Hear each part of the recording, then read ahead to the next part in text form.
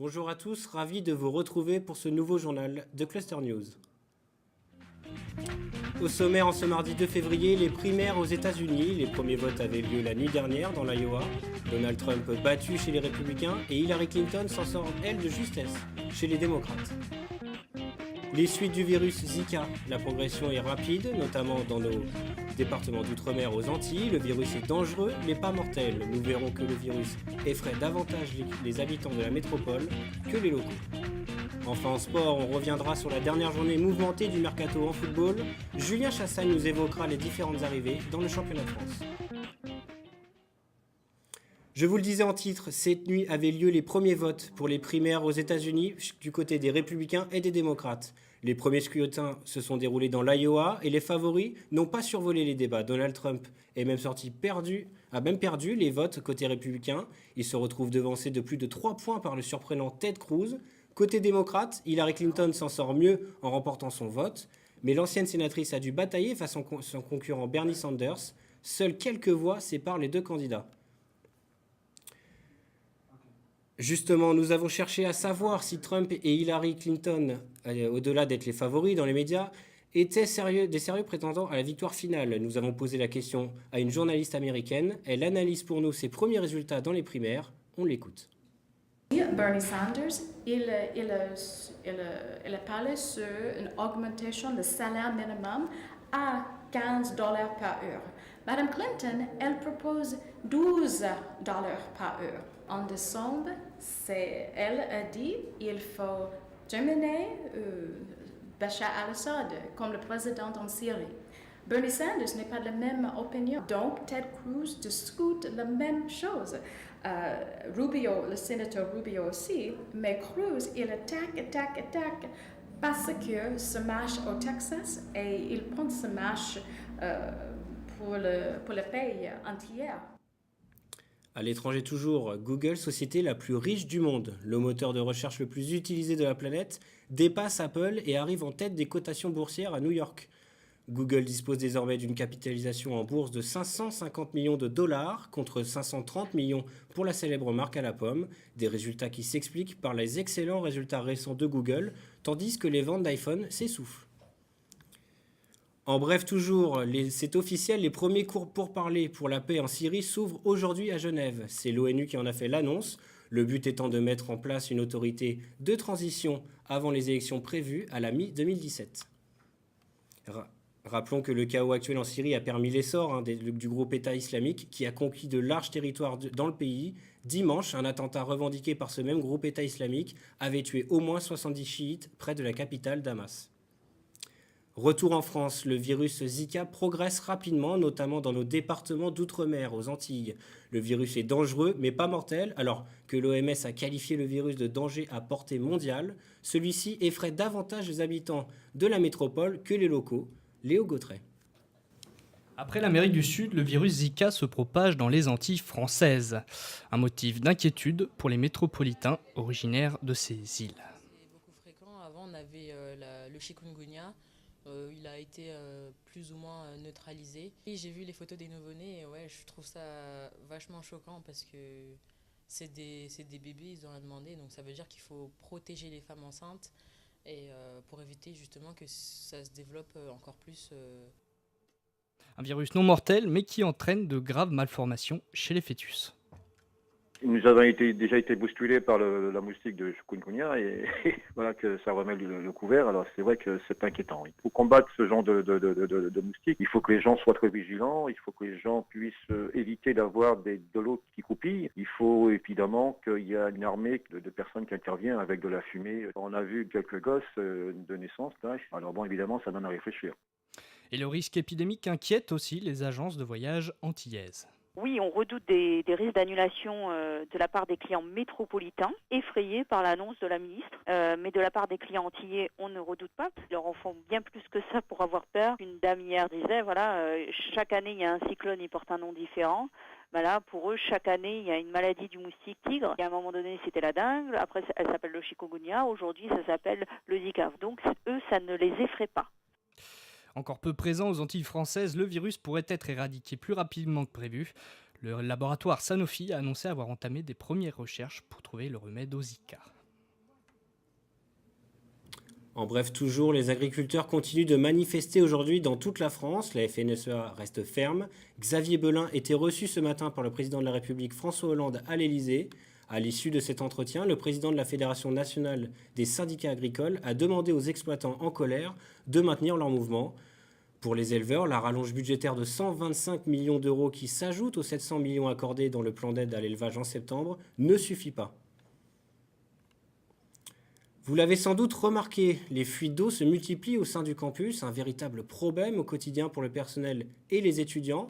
Nous avons en ligne Alain Léon, directeur central des opérations pour le groupe Studialis. Monsieur Léon, bonjour.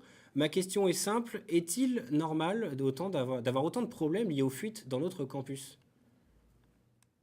Alors, dire que c'est normal, je pense que non, effectivement. Le problème des infiltrations qu'il y a, alors, il est assez courant sur les toits terrasses. C'est un des problèmes endémiques des bâtiments à toit terrasse, ça c'est clair.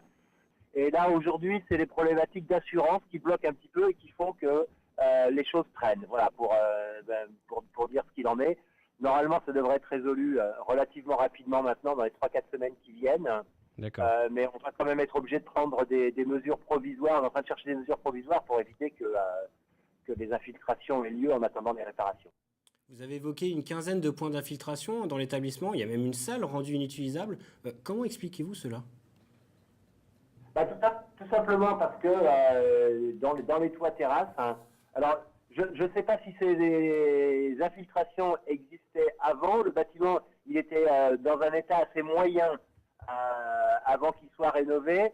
Il est possible, parce qu'il y en a une quinzaine dans le bâtiment, une quinzaine de points d'infiltration, il est possible que dans l'état où était le bâtiment, qui était un étage moyen, on ait pu ne pas les voir. Donc il y a effectivement aujourd'hui une salle qui est inutilisable, qu'on va essayer de rendre utilisable. On va essayer de masquer en fait provisoirement les infiltrations en empêchant l'eau d'arriver, c'est-à-dire en mettant des bâches sur les portions de jardin qui sont concernées, tout simplement en attendant que ça puisse être fait. On vous remercie Alain Léon pour cet éclairage. Il n'y a pas de quoi, je vous remercie, c'est moi.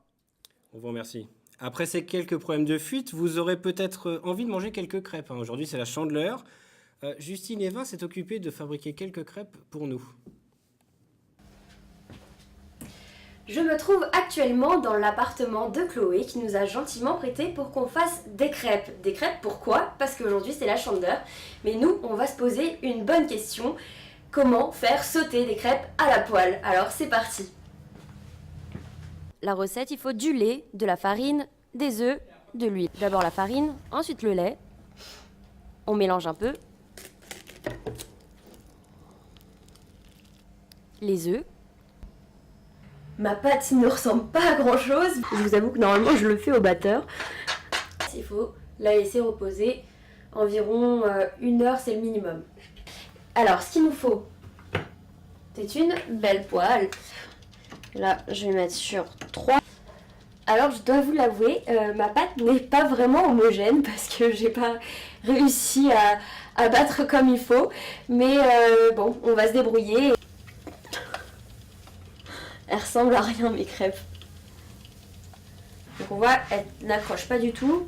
Donc ça c'est bon signe.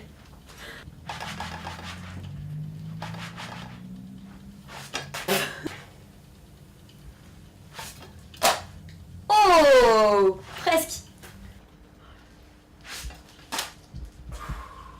Tada! Bon alors en fait tout est dans le poignet. Et surtout, ce qui est important, c'est une bonne poêle pas adhésive et une pâte à crêpes bien réussie, bien homogène. Quoique, même avec des remous, on y arrive. Et surtout, il faut que la crêpe soit assez fine. C'est bien plus simple. On l'a refait. Et franchement, réussite à tous les coups là. Les sports maintenant et le football. Le marché des transferts s'est clos hier soir à minuit. Et le moins qu'on puisse dire, c'est que les clubs français se sont activés à la dernière minute. Julien Chassagne est sur ce plateau avec nous. Bonjour Julien. Bonjour André. Alors, que faut-il retenir de cette dernière journée du mercato ? Je pense que les deux grosses informations, c'est 2 retours. Le premier, c'est celui de Thauvin. Florian Thauvin qui était parti de Marseille pour Newcastle en Angleterre. Et il y a le retour de Mathieu Debuchy. Alors ça, c'était une grosse surprise. Voilà, c'est ça, c'était une énorme surprise. Il est parti d'Arsenal, donc le club anglais où il était depuis de nombreuses années. Et en fait, il s'est blessé, tout simplement, une longue blessure. Et pendant ce temps-là, il y a un jeune Espagnol qui s'appelle Hector Bellerin, qui a 20 ans, qui est fantastique, qui sera sûrement l'un des meilleurs à son poste, qui a pris sa place. Et puis, il n'arrive plus à sortir du banc. Du coup, à 5 mois de l'Euro, il n'avait pas d'autre choix que de quitter le club. Et finalement, c'est Bordeaux. Donc la grosse surprise, c'est ça. Je pense qu'il y a eu un petit coup de fil de Didier Deschamps ou de Debuchy à Deschamps. Voilà, pour essayer de s'assurer une petite place à l'Euro en disant est-ce que si je pars à Bordeaux, j'ai mes chances, etc. Je pense que ça s'est plutôt passé comme ça parce qu'on l'a annoncé surtout en Angleterre. Et hormis ces retours, Julien, il y a aussi des petits nouveaux en Ligue 1. Oui, alors moi j'ai choisi de parler de 3 d'entre eux. Il y a d'abord Eder qui a quitté Swansea au Pays de Galles, mais dans le championnat anglais pour venir à Lille. Il est prêté jusqu'à la fin de la saison. C'est un Portugais de 28 ans qui n'a jamais été très efficace. Donc, on ne sait pas trop ce qui est passé par la tête des dirigeants lillois. On a Steven Fletcher. Donc ça, c'est la grosse surprise de Vincent Labrune, le président marseillais, parce qu'il a débarqué à l'OM hier. Voilà, la surprise générale, l'attaquant écossais. Et il y a le jeune Brésilien Malcolm qui est arrivé à Bordeaux pour une dizaine de millions d'euros. Enfin, c'est ce qu'on annonce. Et donc lui, c'est clairement une pépite du championnat brésilien et on en parle beaucoup. Donc, on en parlait depuis plusieurs jours. Souhaitons-leur de réussir, Julien. On vous remercie. De rien.